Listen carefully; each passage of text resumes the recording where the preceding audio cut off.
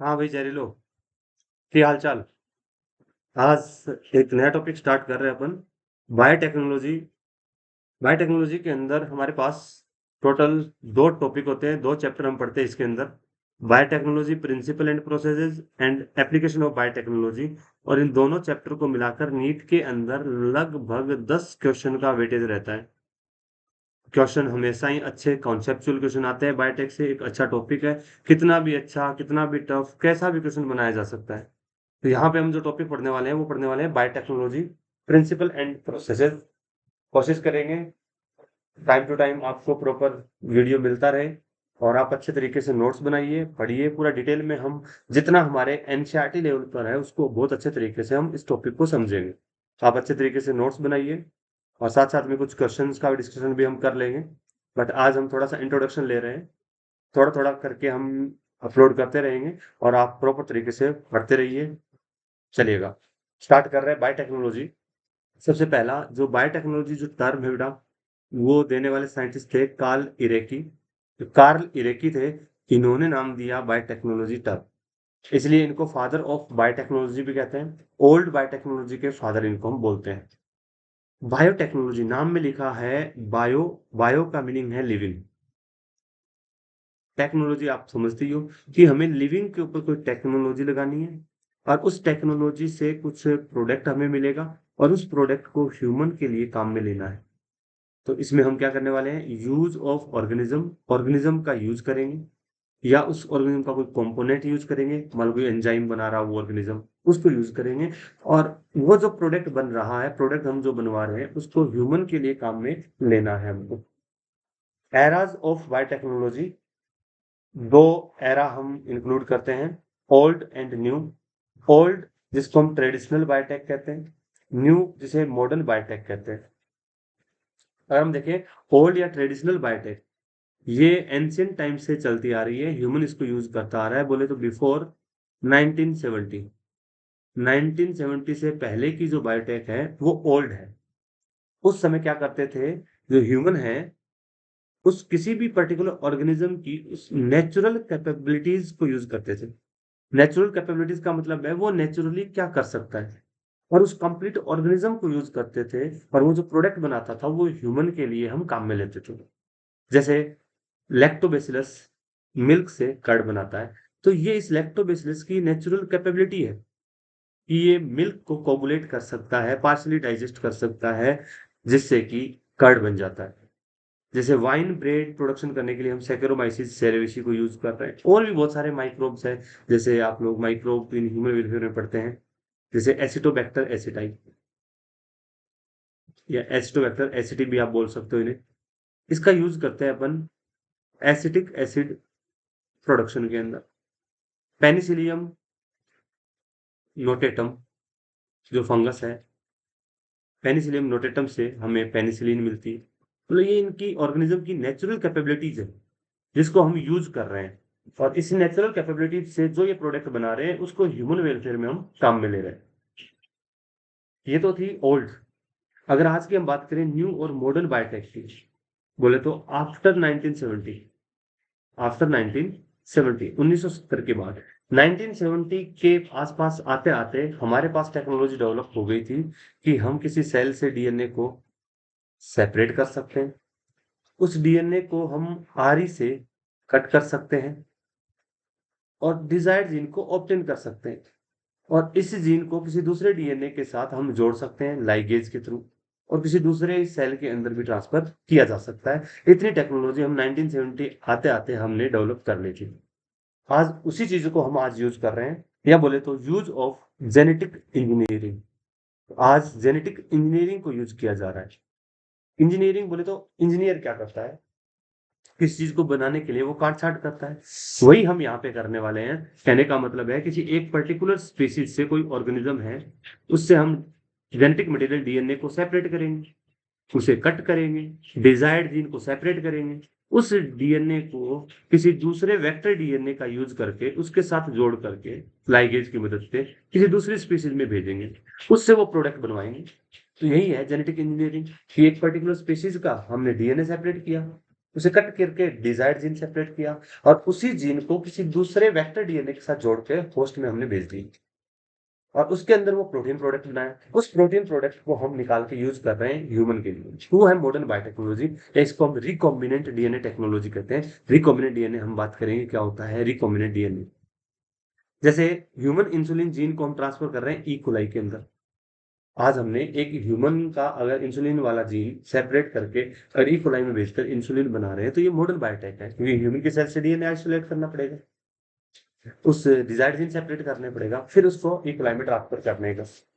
आपके लिए एक यहाँ पर मैं क्वेश्चन छोड़ रहा हूँ, कमेंट करके आप इस क्वेश्चन का आंसर दीजिए कि अगर हमें ह्यूमन इंसुलिन बनाने वाला जीन अगर सेपरेट करना है तो ह्यूमन की कौन सी सेल से हम उस जीन को सेपरेट करेंगे, कौन सी ह्यूमन सेल को हम यूज करेंगे उस जीन को सेपरेट करने के लिए, ह्यूमन की कौन कौन सी सेल के अंदर वो जीन प्रेजेंट होता है, कमेंट करके आप बताइएगा। आज अगर हम बात करें मॉडर्न बायोटेक जेनेटिक इंजीनियरिंग जिसको हम कह रहे हैं, उसके अंदर हम इंक्लूड करते हैं बेटा, जैसे इन विट्रो फर्टिलाइजेशन, एनसीईआरटी में मेंशन है, इंपॉर्टेंट है, आपसे पूछ लेता है। इन विट्रो फर्टिलाइजेशन इसमें इंक्लूड है, या बोले तो हम इसे टेस्ट ट्यूब बेबी भी बोल सकते हैं, जहाँ पे डोनर का स्पर्म ओवा को हम यूज करके फर्टिलाइजेशन करवाते हैं लैब के अंदर। ये एक प्रकार की मॉडर्न बायोटेक है। इसी के अंदर हम इंक्लूड करते हैं बेटा टिश्यू कल्चर। जो टिश्यू कल्चर करते हैं एक प्लांट सेल को लेकर बहुत सारे प्लांट हम तैयार करते हैं, ये भी बायोटेक के अंदर इंक्लूड है, मॉडर्न बायोटेक है। आज हम डीएनए वैक्सीन बना रहे हैं, ये भी मॉडर्न बायोटेक के अंदर है। वैक्सीन आप ह्यूमन हेल्थ एंड डिजीज के अंदर पढ़ते हो। नॉर्मल वैक्सीन के अंदर तो हम क्या कर रहे होते हैं कि हमारी बॉडी के अंदर, ह्यूमन की बॉडी के अंदर हम कोई एंटीजन ट्रांसफर करते हैं या पूरा पैथोजन ट्रांसफर करते हैं, उसको हम लेस हार्म बनाकर, ताकि हमारी बॉडी उसके अगेंस्ट एंटीबॉडी बना सके और फ्यूचर में कभी अगर उस पैथोजन का एक्सपोजर हो तो हमारी सेल उसको खत्म कर सके, हमारी बॉडी उसको किल कर सके। बट आज उसके बाद आपने रिकॉम्बिनेंट डीएनए वैक्सीन भी सुना होगा, सॉरी रिकॉम्बिनेंट वैक्सीन आपने सुना होगा। रिकॉम्बिनेंट वैक्सीन के अंदर क्या करते हैं, एंटीजन को लैब में प्रोड्यूस करवाते हैं और फिर उस एंटीजन को हमारी बॉडी के अंदर भेजते हैं, या एंटीबॉडी भी भेज सकते हैं अपन। आज हम डीएनए वैक्सीन के अंदर क्या करेंगे, एंटीजन बनाने वाले उस डीएनए सेगमेंट को ही हमारी ह्यूमन बॉडी के अंदर भेज देंगे, ताकि वो उस एंटीजन को बनाए और हमारी बॉडी के पास ऑलरेडी वो एंटीबॉडी प्रेजेंट रहे। ये डीएनए वैक्सीन बनाते हैं, ये भी मॉडर्न बायोटेक का ही पार्ट है। अगर हम देखें European federation of biotechnology, important है, European federation of biotechnology EFB, ये आपसे फुल फॉर्म भी पूछ सकता है। ईएफबी जो है इसने क्या किया है, हमें आज ओल्ड ट्रेडिशनल व्यू और मॉडर्न दोनों व्यू को जोड़ करके बायोटेक्नोलॉजी की डेफिनेशन दी है। इंपॉर्टेंट डेफिनेशन है, बोर्ड के अंदर दिखना भी आ सकता है, नीट के अंदर डायरेक्ट स्टेटमेंट भी आ सकते हैं। तो मॉडर्न बायोटेक ईएफबी के अकॉर्डिंग डेफिनेशन क्या है, the integration of natural science and organism, cell, उनके कोई part, molecular analog for product and services. बहुत इंपॉर्टेंट डेफिनेशन है, इसको समझिएगा। जो इंटीग्रेशन ऑफ नेचुरल साइंस का मतलब है हमें नेचुरल साइंस को इंटीग्रेट करना है, इंटीग्रेट करने का मतलब है जोड़ना है। तो नेचुरल साइंस जिसको हम कह रहे हैं नेचुरल साइंस, वही simple biology, chemistry, physics etcetera, इन सब को आपस में जोड़ना है और किसके साथ, किसी ऑर्गेनिज्म के साथ ये सारे कॉन्सेप्ट लगाने। उसके बाद क्या करना है, हमें उससे प्रोडक्ट बनवाना है ह्यूमन सर्विस के लिए। सिंपल ऐसा मान लो कि अगर ये कोई ऑर्गेनिज्म था, इससे हमने डीएनए सेपरेट करना है, बोले तो इसके जीन को सेपरेट करना है, तो इसके डीएनए को कट किया, मतलब सेल को लाइसिस किया, देन डीएनए को सेपरेट किया। अब डीएनए को आधे से हमने कट किया, टुकड़ों में टूटा, उनमें से हमने हमारे डिजायर्ड जीन को ढूंढा, उस डिजायर्ड जीन को किसी दूसरे डीएनए वेक्टर के साथ हमने जोड़ करके होस्ट के अंदर भेजा है। तो ये एक तरीके से हम जेनेटिक्स को ही देख रहे हैं, किस तरीके से जीन है, कैसे कट करेंगे, कौन सा एंजाइम यूज करेंगे, तो एक तरीके से बायोलॉजी चल रही है। अब जिस बैक्टीरिया के अंदर इसको हमने भेज दिया, इसको हम ग्रो करवाएंगे बड़े बड़े बायोरिएक्टर्स के अंदर। इन बायोरिएक्टर के अंदर ग्रो करवाने के लिए हमको प्रॉपर न्यूट्रिएंट्स, प्रॉपर केमिकल्स चाहिए, उन केमिकल्स के अंदर हम इनको ग्रो करवाएंगे। यहाँ पर ऑप्टिमम पीएच, टेम्परेचर, हर एक चीज मेंटेन करेंगे, लार्ज स्केल पर इनका प्रोडक्शन करवाएंगे। ये एक तरीके से केमिस्ट्री चल रही है कि कल्चर मीडियम हम लैब के अंदर कर रहे हैं, ऑप्टिमम टेम्परेचर, पीएच, ये सब कुछ प्रोवाइड करवा रहे हैं ताकि यहाँ पे ऑप्टिमम ग्रोथ इनकी हो सके। देन प्रोडक्शन प्रोडक्शन होने के बाद, प्रोडक्ट बनने के बाद इन बैक्टीरियाज वगैरह को यहाँ से सेपरेट करेंगे, इन सब बैक्टीरिया को किल करेंगे, सेपरेट करके इनसे जो प्रोडक्ट हमें मिला है उस प्रोडक्ट को आइसोलेट करेंगे। ये एक तरीके से हम फिजिक्स ऐड कर रहे हैं। तो एक सिंपल कहने का मतलब है, नेचुरल साइंस को हमें इंटीग्रेट करना है, जोड़ना है। किसके साथ जोड़ना है? ऑर्गेनिज्म के साथ, उसके किसी सेल के साथ, या ऑर्गेनिज्म के किसी के पार्ट के साथ, या उसका कोई मॉलिक्यूलर एनालॉग यूज करें। मान लो कोई डीएनए यूज करे, जिसका जीन यूज कर रहे हैं, आरएनए यूज कर रहे हैं, उससे बनने वाला कोई प्रोटीन एंजाइम यूज कर रहे हैं, और उसका लार्ज स्केल पे प्रोडक्शन करके आज हम उसको ह्यूमन वेलफेयर में काम में ले रहे हैं। यही है आज की मॉडर्न बायोटेक और ओल्ड ट्रेडिशनल बायोटेक दोनों को जोड़ करके ईएफपी ने डेफिनेशन बनाई है। एक बार वापस बोल देता हूँ। इंटीग्रेशन का मतलब जोड़ना, नेचुरल साइंस को किसके साथ? ऑर्गेनिज्म को, या उसके किसी सेल के साथ, या उस ऑर्गेनिज्म के किसी पार्ट के साथ, या किसी मोलिकुलर एनालॉग के साथ, और जिससे हम प्रोडक्ट बना सकें और उस प्रोडक्ट को ह्यूमन सर्विस में हम काम में ले सकें। चलेगा? इसी के आगे अगर हम बात करें बेटा, कंटिन्यू। एक साइंटिस्ट है जिनका नाम है पोल बर्ग। पोल बर्ग जो साइंटिस्ट थे, इन्हें हम फादर ऑफ जेनेटिक इंजीनियरिंग कहते हैं, कि इन्होंने सबसे पहली बार इंजीनियरिंग लगाई। इन्होंने क्या किया? He transferred gene of SV40 virus. अगर हम बात करें कि अगर मान लेते हैं कि ये एक वायरस है, इन्होंने सबसे पहली बार, ये वायरस है बेटा SV40 वायरस, इस वायरस से उन्होंने डीएनए निकाला, और इस डीएनए को उन्होंने एक दूसरा वायरस लैम्डा बैक्टीरियोफेज, इसके डीएनए के साथ इसको लिंक किया, जोड़ा, और फिर इस बैक्टीरिया ई कोलाई के अंदर इस लैम्डा बैक्टीरियोफेज का इन्फेक्शन करवाया। और ये बैक्टीरियोफेज वो होते हैं जो आपको पता ही है, जो बैक्टीरिया को इन्फेक्ट करते हैं, और ये अपना डीएनए इसके अंदर ट्रांसफर कर देगा। तो ये काम सबसे पहली बार पोल बर्ग ने किया था। मतलब SV40 वायरस का डीएनए निकाला, उस डीएनए को लैम्डा बैक्टीरियोफेज डीएनए के साथ जोड़ा, देन इस वायरस का इन्फेक्शन करवाया ई कोलाई के साथ, और ई कोलाई के पास SV40 वायरस का डीएनए जा चुका है। तो ये पहली बार, मतलब डीएनए को सेपरेट करना, कट करना, और लैम्डा बैक्टीरियोफेज के साथ जोड़ना, फिर ई कोलाई में ट्रांसफर कराना, एक तरीके से ये इंजीनियरिंग है, ये पहली बार करी थी पोल बर्ग ने। इसलिए इसको बोलते हैं फादर ऑफ मॉडर्न बायोटेक्नोलॉजी, या फादर ऑफ जेनेटिक इंजीनियरिंग। इसके लिए इनको नोबेल प्राइज भी दिया था 1980 के अंदर। आप ध्यान रखेंगे, उन्होंने SV40 वायरस से जीन भेजा ई कोलाई में, लैम्डा बैक्टीरियोफेज, तो लैम्डा बैक्टीरियोफेज की मदद ली, जिसकी मदद से हम भेज रहे हैं बेटा, उसे हम कहते हैं वेक्टर। ठीक है, चलिए आगे है। एनसीईआरटी के अंदर जब आप पढ़ोगे, इंपॉर्टेंट आपको लाइन मिलती है स्टेनले एंड कोहन के बारे में। Sorry, Stanley Cohen and Herbert Boyer, दो साइंटिस्ट हैं, आप याद रखिए, कोहन एंड बोयर।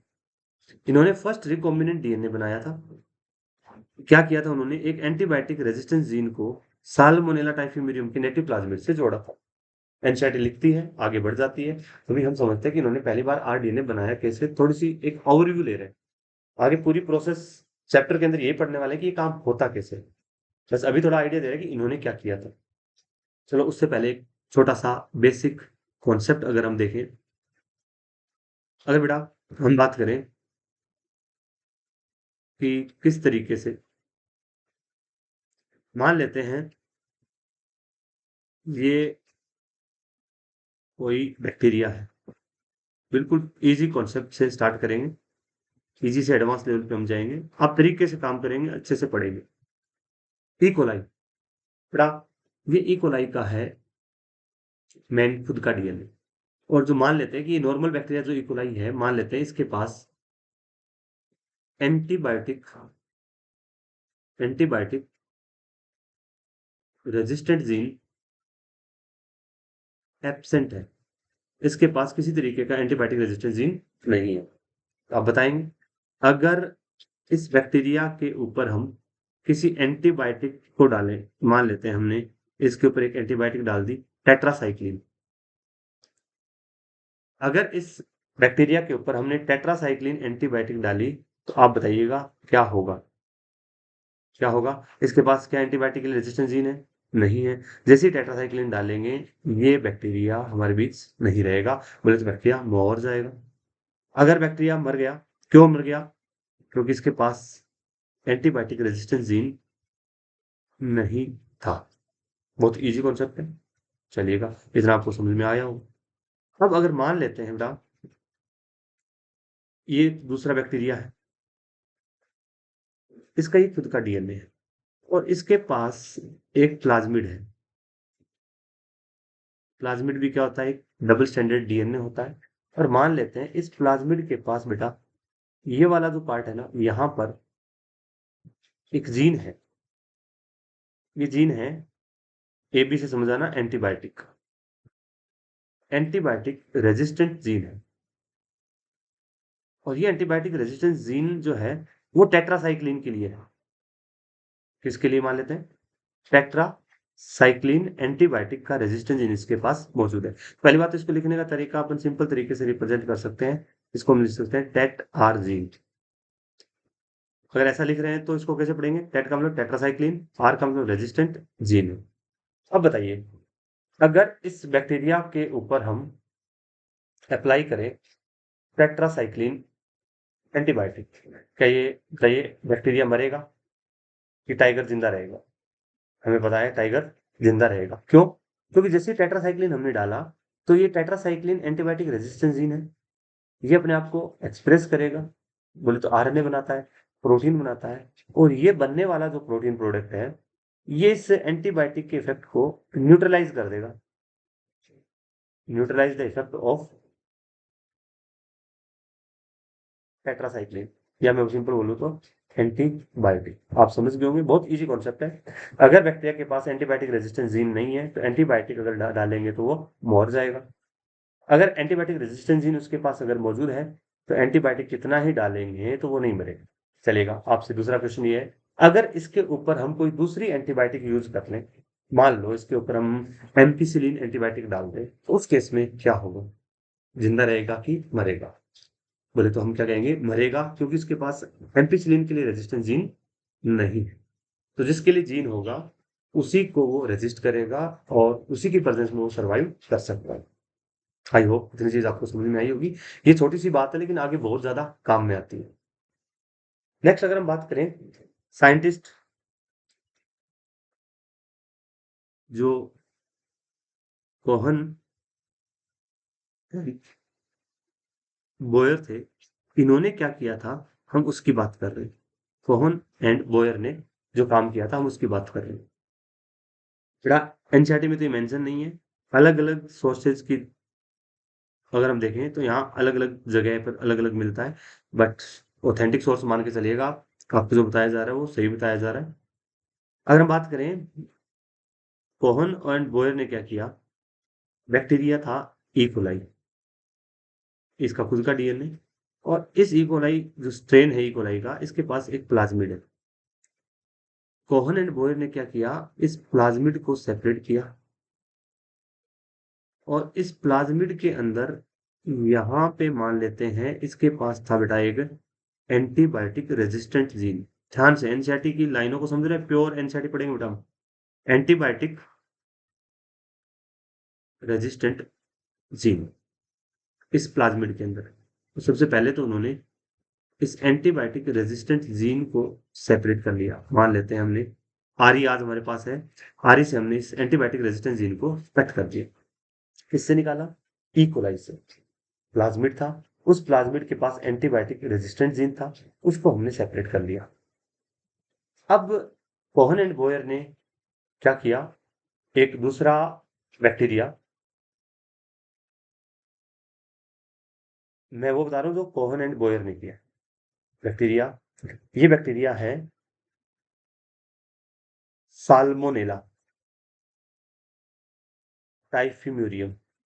बैक्टीरिया है साल्मोनेला टाइफिम्यूरियम बैक्टीरिया।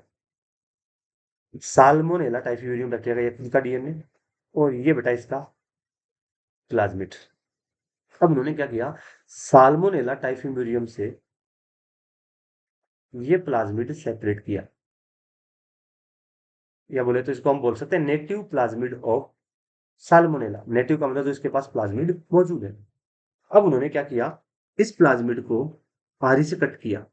क्या है आरी, कैसे कट करता है, रेस्ट्रिक्शन एंडोन्यूक्लियस कहाँ से कट करता है, क्या करता है, सारी चर्चाएं आगे करेंगे। अभी जस्ट आप सरफेस लिए जाने कि हम कर क्या रहे हैं, कि कोहन एंड बोयर ने काम जो किया था मैं उसको एक्सप्लेन कर रहा हूँ। आप टेंशन मत ले, हर एक चीज आपको क्लियर समझ में आएगी। कैसे प्लाज्मिड सेल डीएनए सेपरेट करते हैं, आरई क्या करता है, एंटीबायोटिक रेजिस्टेंस जीन को सेपरेट किया तो कैसे आरई से कट किया था, दोनों को सेम आरई से कट किया था। उसकी अभी लोड नहीं लेनी, आप सिंपल याद रखें। ई कोलाई से प्लाज्मिड निकाला, उससे निकाला एंटीबायोटिक रेजिस्टेंस जीन। साल्मोनेला टाइफीमेरियम का प्लाज्मिड जो कि उसका नेटिव मतलब उसका खुद का प्लाज्मिड है उसको निकाला। और उन्होंने इस एंटीबायोटिक रेजिस्टेंस जीन को with the help of ligase with the help of ligase इसको जोड़ा। पहले तो अगर हम देखें आरी से इसको कट किया, किसको, प्लाज्मिड को। मान लेते हैं नेटिव प्लाज्मिड को जो कि साल्मोनेला का है उसको यहाँ से कट किया, कट हो गया। अब इसके साथ यहाँ पर उन्होंने लिंक किया इस डिजायर्ड जीन को, एंटीबायोटिक रेजिस्टेंस जीन को, with the help of enzyme DNA ligase. Ligase की एक्टिविटी आपको पता है, फॉस्फोडाइस्टर बॉन्ड बनाता है। और ये तो हम पढ़ चुके हैं, या बोले तो आप लोग पढ़ चुके हैं मॉलिक्यूलर बायोलॉजी के अंदर।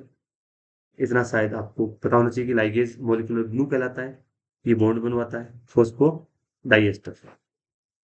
अब इसके साथ लाइगेज की मदद से यहां पर इन्होंने लिंक कर दिया ये हमारा डिजायर्ड जीन इसके साथ जोड़ दिया। ये डिजायर्ड जीन जोड़ने के बाद में ये जो प्लाज्मिड वेक्टर था, जो प्लाज्मिड है बेटा, इसी को कहते हैं अपन आर डीएनए। फुल फॉर्म है रिकॉम्बिनेंट डीएनए, या इसी को हम कहते हैं हाइब्रिड डीएनए। इसी को हम कहते हैं काइमेरिक डीएनए। क्या कहते हैं, काइमेरिक डीएनए। जो आर डीएनए है रिकॉम्बिनेंट डीएनए है। रिकॉम्बिनेंट का मतलब एक नया कॉम्बिनेशन बना दिया साल्मोनेला का नेटिव प्लाज्मिड यूज करके और एंटीबायोटिक रेजिस्टेंस जीन यूज कर कर एक नया कॉम्बिनेशन तैयार कर दिया इस प्लाज्मिड का, इसलिए नाम दे दिया रिकॉम्बिनेंट डीएनए। हाइब्रिड, दो अलग अलग सोर्स के डीएनए को जोड़ दिया, हाइब्रिड तैयार हो गया, हाइब्रिड डीएनए। और हाइब्रिड के लिए एक टर्म यूज करता है काइमेरा, ये तैयार हो चुका है काइमेरिक डीएनए। बात समझ में आ रही होगी। अब उन्होंने इस प्लाज्मिड को जिसके अंदर डिजायर जीन को जोड़ा है तो उससे भेजा है एक दूसरे ई कोलाई में बेटा। ध्यान से, ये ई कोलाई का दूसरा स्ट्रेन है। और ये जो ई कोलाई का जो स्ट्रेन है इसके पास naturally antibiotic resistant gene absent है। ध्यान से, जैसे एंटीबायोटिक रेजिस्टेंट जीन ये जो रेड कलर में हमने बनाया यहां से निकाला, ये अलग स्ट्रेन है। ये इकोलाई का अलग स्ट्रेन है जिसमें एंटीबायोटिक रेजिस्टेंस जीन नहीं है, ये इसका खुद का डीएनए है। इसके अंदर इस प्लाज्मिड को हमने ट्रांसफर करवाया। जैसे ही इसके अंदर कोहन एंड बोयर ने इसको ट्रांसफर किया, ये खुद का डीएनए था, इसके अंदर इन्होंने ट्रांसफर कर दिया हमारे इस नेटिव जो साल्मोनेला से प्लाज्मिड निकाला था उसके साथ ई कोलाई के एंटीबायोटिक रेजिस्टेंट जीन को जोड़ा था। उस जीन के वाले प्लाज्मिड को ई कोलाई के अंदर भेज दिया जिसके पास पहले से किसी तरीके का एंटीबायोटिक रेजिस्टेंट जीन नहीं था। समझ में आ रही है चीजें। और ये जीन इसके पास आ चुका है बेटा। तो अगर ये इसके पास आ चुका है, ये जो इकोलाई है बेटा जिसके पास एक नया आरडीएनए आ चुका है, इसको हम कहते हैं मॉडिफाइड इकोलाई। इस इकोलाई को हमने क्या कर दिया है, एक तरीके से मॉडिफाई कर दिया। या मैं बोल दूं इसका जेनेटिक कंपोजिशन हमने कुछ चेंज कर दिया है। जेनेटिक कंपोजिशन चेंज कर दिया, इसके पास जो जीन पहले नहीं थे वो अभी आ चुके हैं। तो बेटा नाम क्लियर हो जाना चाहिए, इसे हम कहते हैं जीएमओ। क्यों, genetically modified organism. Genetically modified organism क्यों बोला, कि इसका जेनेटिक कंपोजिशन हमने चेंज कर इसे मॉडिफाइड बना दिया है और ये बन चुका है GM E coli. Genetically modified organism बन चुका है। क्यों, इसके पास आ चुका है बेटा एक नया जीन जो कि एंटीबायोटिक का क्या रखता है, रेजिस्टेंट। बताओ जीन आया कि नहीं आया। जीन आया तो आप मेरे को एक चीज बताइए, बताइएगा इस बैक्टीरिया का जीनोटाइप वही है कि चेंज हुआ, जीनोटाइप चेंज हुआ, नया जीन आया। बोल, इसका फिनोटाइप चेंज हुआ कि नहीं हुआ? बिल्कुल, इसका फिनोटाइप भी चेंज हुआ। तो जीनोटाइप बदला, फिनोटाइप बदला, जेनेटिकली मॉडिफाइड ऑर्गेनिज्म बना दिया। ये पहली बार किया काम कोहन एंड बोयर ने। अब कुछ बच्चे सोच रहे होंगे सर कि इस प्लाज्मिड का यूज क्यों किया, साल्मोनेला वाला, ये डायरेक्ट ई कोलाई वाला पूरा प्लाज्मिड ही भेज देते। आपका सोचना सही है, लेकिन हम वो बात कर रहे हैं जो कोहन एंड बोयर ने की थी। हो सकता है ये प्लाज्मिड डायरेक्ट इस ई कोलाई के अंदर ट्रांसफर नहीं हो रहा हो, इसके लिए उन्होंने किसी दूसरे प्लाज्मिड को यूज किया जो कि साल्मोनेला का था, उसके साथ जीन को इंसर्ट किया, फिर इसके अंदर ट्रांसफर किया। तो ये होता है एक तरीके से जो उन्होंने किस तरीके से जीएमओ बनाया। बेटा यहाँ पर एक दो टर्म और ऐड कर रहा हूं मैं कि जिस प्लाज्मिड को एज ए उन्होंने यूज किया है जीन भेजने के लिए, जिसकी मदद से भेजते हैं वो होता है वेक्टर, और जिस जीन को भेज रहे हैं वो है जहरीलो हमारा डिजायर्ड जीन, डिजायर्ड जीन जिसमें भेज रहे हैं जहरीलो वो है हमारा होस्ट सेल। और जो सेल हमने बना दी है वो होस्ट सेल हो चुकी है मॉडिफाइड, और इसे कहते हैं जेनेटिकली मॉडिफाइड ऑर्गेनिज्म। इसके अंदर जीनोटाइप चेंज हो गया, इसका फिनोटाइप भी चेंज हो गया। तो ये काम किया था कोहन एंड बोयर ने, उसको एक्सप्लेन किया, एनसीईआरटी डायरेक्ट लाइन लिखती है। आई होप आप लोगों को ये चीज समझ में आई होगी। यहीं से हम आगे कंटिन्यू करेंगे अगले लेक्चर के अंदर, और ओवरव्यू देखेंगे इस चैप्टर में हम पढ़ने क्या वाले हैं। इतना आपको अगर पसंद आया होगा तो बेटा कमेंट जरूर करिएगा, आपने लेक्चर पूरा देखा है कि नहीं देखा। अच्छे तरीके से इसको नोट्स बनाइएगा। धीरे धीरे मैं पूरी कोशिश करूंगा कि हर एक टॉपिक का, ये जो बायोटेक जितने भी टॉपिक है वो आपको टाइम टू टाइम अवेलेबल हो जाए। नीट के अंदर हमें 10 क्वेश्चन पक्के करने हैं। टाटा बाय बाय, धन्यवाद।